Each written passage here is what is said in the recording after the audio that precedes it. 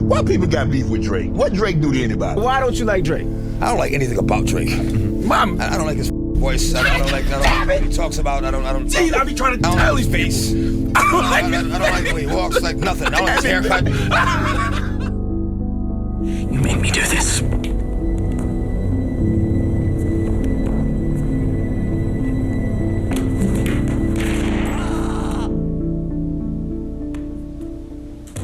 From a wheelchair-bound teen actor in Canada to the most polarizing figure in hip-hop, Drake's journey is one of reinvention, dominance, and controversy. He's been the underdog, the king, and now the villain. This is the story of Aubrey Drake Graham, the boy who cried wolf only to become the wolf himself.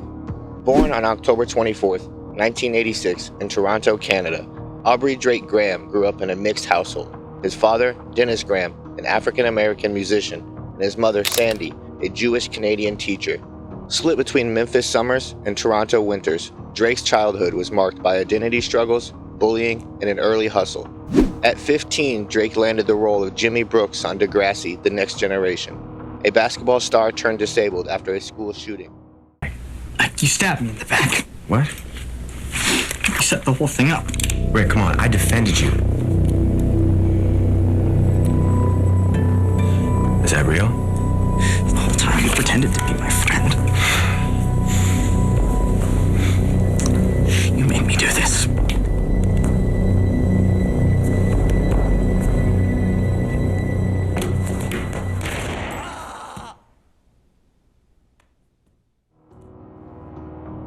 But behind the scenes, Drake was already plotting his exit. While filming, he'd sneak into the studio, recording mixtapes like Room for Improvement and Comeback Season. But it was his 2009 mixtape, So Far Gone, that changed everything. The mixtape blew up, earning cosigns from Lil Wayne and Jay-Z. By 2010, Drake was no longer Jimmy Brooks. He was the hottest rookie in rap. His debut album, Thank Me Later, was a victory lap, filled with insecurities about fame and flexes. It went #1, but Drake wasn't satisfied. He called it rushed and vowed to level up. Then, in 2011, he released Take Care, a masterpiece of vulnerability and luxury. Songs like Marvin Room, the ultimate drunk dial anthem, and HYFR cemented Drake as hip-hop's emotional center. The Weeknd's ghostwriting rumors started here, but the album's legacy was undeniable, Grammy-winning, genre-defining. By 2013, Drake released Nothing Was the Same, and he shed the soft image. Songs like Started From the Bottom became an underdog anthem, while Worst Behavior was pure aggression. But behind the scenes, a feud was brewing. He was untouchable, boasting about wealth, women, and dominance. But with greatness comes envy and the first major beef. In 2015, Meek Mill, Drake's former collaborator, drops a nuclear tweet.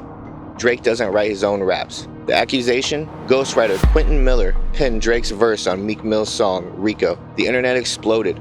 Drake's response? Silence for 4 days. Then, Drake dropped Charged Up, a calculated, icy diss. Meek Mill laughed it off until Back to Back arrived. A merciless, meme-worthy takedown. Is it a world tour or your girl's tour? You love it and you gotta get a world tour.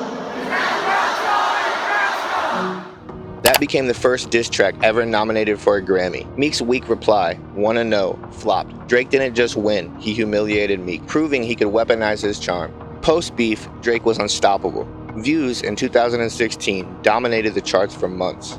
Then came Pusha T. Their feud dated back to Lil Wayne clashes, but in 2018, Pusha dropped The Story of Adon, exposing Drake's secret son, Adonis. A baby's involved, it's deeper than rap. We talking character, let me keep with the facts. You are hiding a child, let that boy come home. Adonis is your son, and he deserves more than an Adidas press run. That's real. Drake's Duppy freestyle hit back, but Pusha's blow was fatal. Drake retreated, only to return bigger than ever. Situation just went, it just went where it went, and it's just there is no turning back. It's not like those other situations that you mentioned. Did Pusha go too far by revealing the child and presenting that to the world? Well, I'll say this. I tip my hat to the chess move. I mean, it was a genius play in the game of chess. And definitely, warranted my first quote unquote, loss in the competitive sport of rapping. by choice, obviously, because I bowed out after realizing like the gap between us allowed him to drop, you know, a bomb on the world that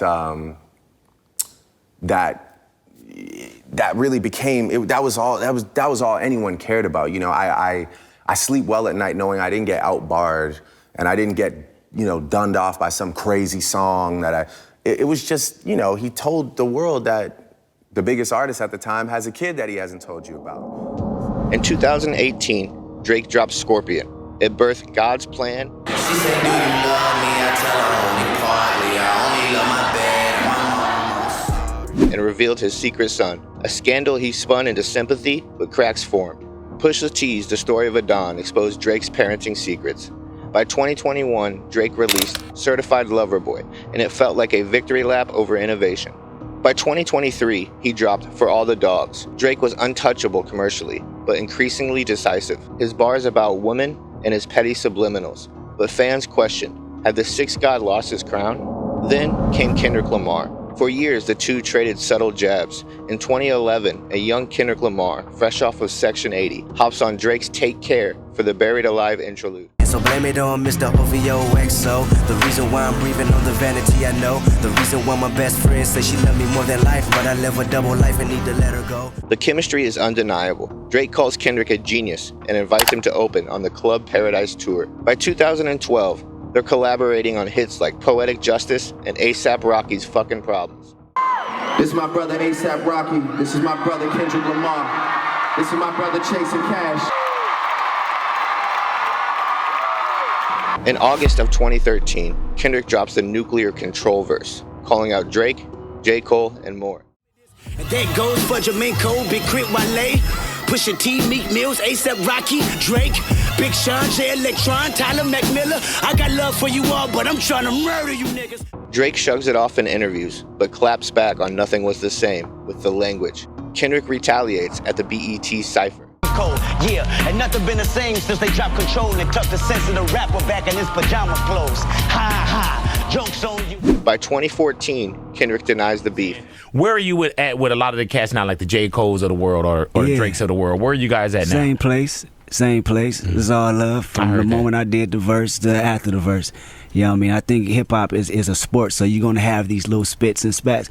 And it's all good because personally, I respect these dudes as, you know, as people, you know what I mean? So outside of that, it's really nothing. But the subliminals keep coming, like on J-Rock's Pay For It, where he flips Drake's own lyrics against him. Then, in 2015, Kendrick's To Pimp a Butterfly includes King Kunta, where he mocks a rapper with a ghostwriter. A clear shot at Drake in his post-Meek Mill feud. I could dig rapping, but a rapper with a ghostwriter. What the fuck happened? Drake fires back on the game's 100. Gave out compliments. I would have all of your fans if I didn't go poppin'. I stayed on some conscious shit. For years, the jab stays subtle until October of 2023, when J. Cole declares the Big Three on Drake's first-person shooter. Kid to come drop like a father to be. Love when they argue the hardest MC. Is it K-Dot, is it Aubrey or Meek? Kendrick's response, a ticking time bomb. On March 22nd, 2024, Kendrick obliterates the Big Three on Future and Metro Boomin's Like That record. Up with me, fuck sneak this and first person shooter. I hope they came with 3 switches. I'd crash out like fuck rap. This Melly Mel if I had to. Weeks later, Push Up leaks. Drake mocks Kendrick's height, pop features, and even Taylor Swift collabs. I'm the hit maker y'all depend on. Backstage in my city, it was friend zone. You won't ever take no chain off of us. How the fuck you big stepping with a size 7 man zone?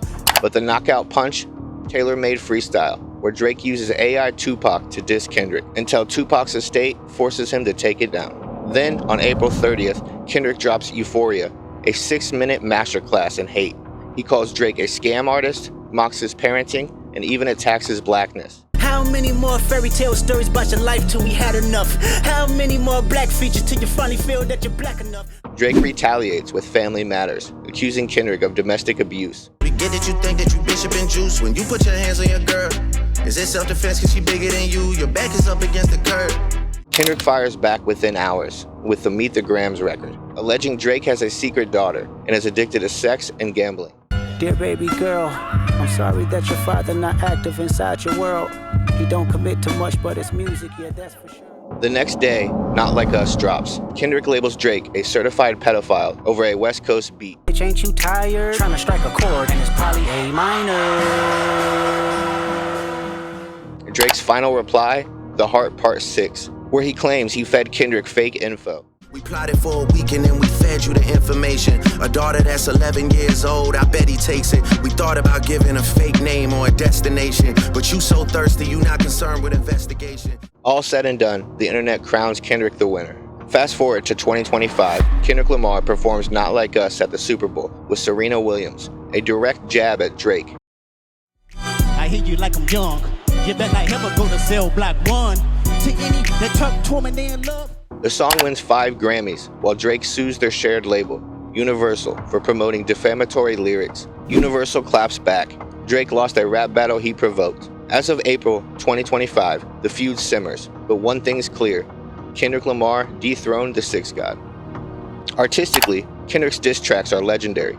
Commercially, Drake's still the streaming king, but hip-hop's verdict is in. Kendrick exposed Drake's fatal flaw, his ego. Whether through lyrics, lawsuit, or legacy, this beef redefined rap. And for the fans, we're just waiting for round 3. Today, Drake is rap's ultimate anti-hero. A genius who blurred lines between art and ego, between fan love and industry resentment. He's broken records, buried rivals, and inspired countless imitators. But as new challengers rise, one question remains. Can the villain stay on top, or will his empire finally crumble? Drake's career is a paradox. The most successful rapper ever, yet increasingly seen as hip-hop's biggest villain. Is he a genius marketer adapting to every era? Or has his ego and reactionary antics overshadowed his music? One thing's clear, whether you love him or hate him, Drake remains the defining artist of this generation, and the story isn't over yet.